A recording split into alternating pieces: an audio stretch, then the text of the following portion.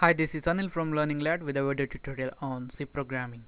So in this tutorial we're gonna see some character and string functions available in C. The string functions available in C are gonna operate on the null terminated arrays of characters. In C, a string is nothing but the array of characters ended with the null character. And to use the string functions, we need to use string.h header file.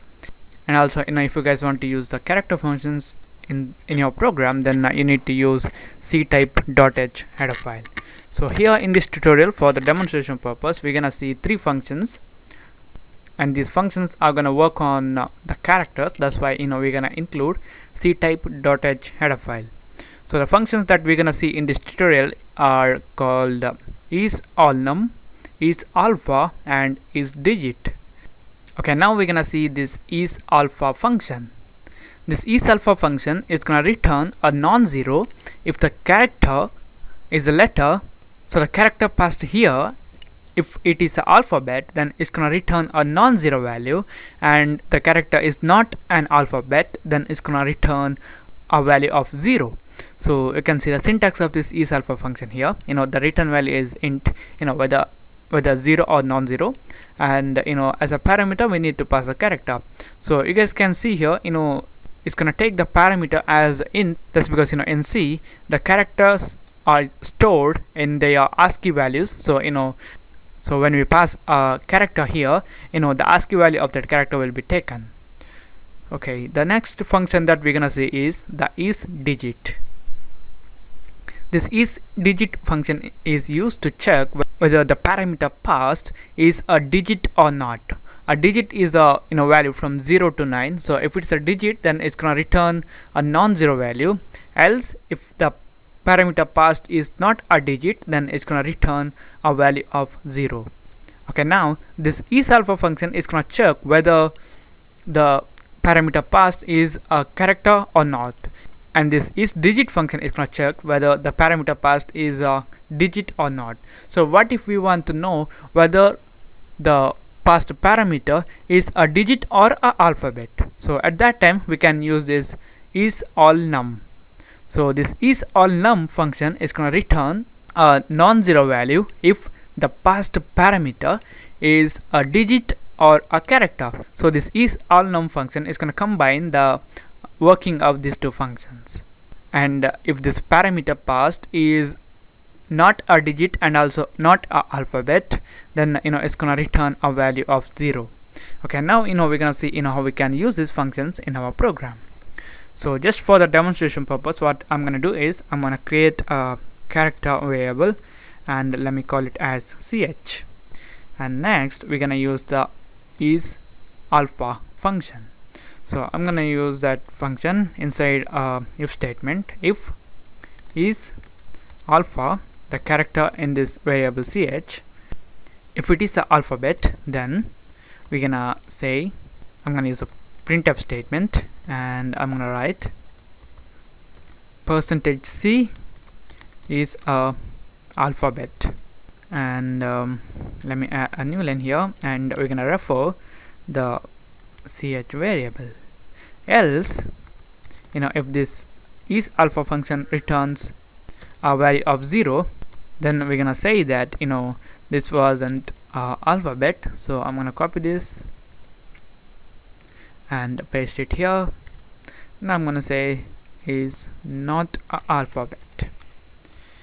So now we're gonna use this isdigit function. So I'm gonna copy this one and paste it, and I'm gonna change this one to isdigit. If it is so, then I'm gonna say %c is okay, it's gonna be %d is a digit, and it's gonna be ch, and also I'm gonna copy this printf statement here, and I'm gonna replace that with this one, and we're gonna say is not a digit. Okay, now we're gonna use this isalnum function. So I'm gonna copy this one again and paste it. Okay, now if is all num, if the parameter or the value stored in the ch variable is a digit or a alphabet, then we're gonna say %c is a digit or alphabet. Else we're gonna say this is not a digit or alphabet. Okay, that's it. I'm gonna save this one. Okay, now in this ch variable we're gonna store a value of a.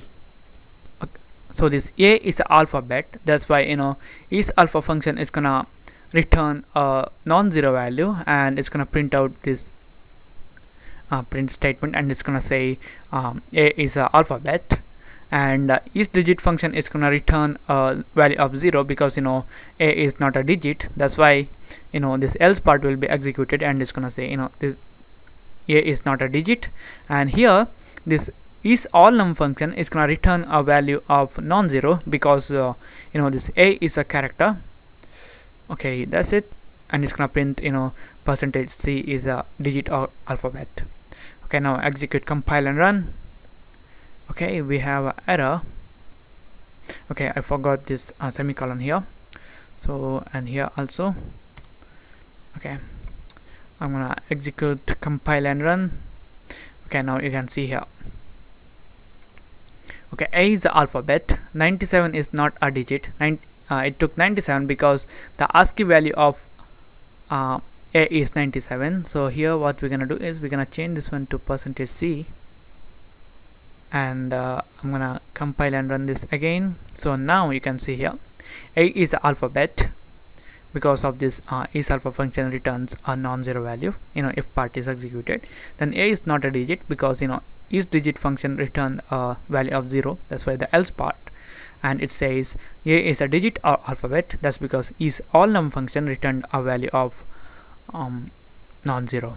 Okay, now I'm gonna change this one to a digit, let's say 6, and now I'm gonna execute, compile and run. So I can see here 6 is not an alphabet because isalpha function returned a value of 0, and 6 is a digit because isdigit function returned a non-zero value, and also this isalnum function returned a non-zero value because 6 is a digit, and that's why it just printed 6 is a digit or alphabet.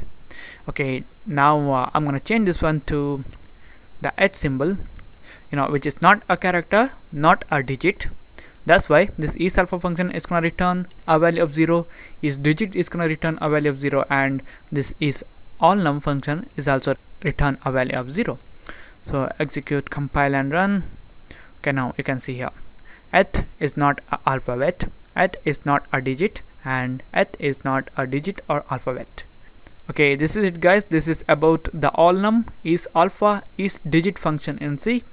Thank you for watching, and don't forget to subscribe to my channel, like my Facebook page at facebook.com/learninglad, and I'll see you in the next tutorial.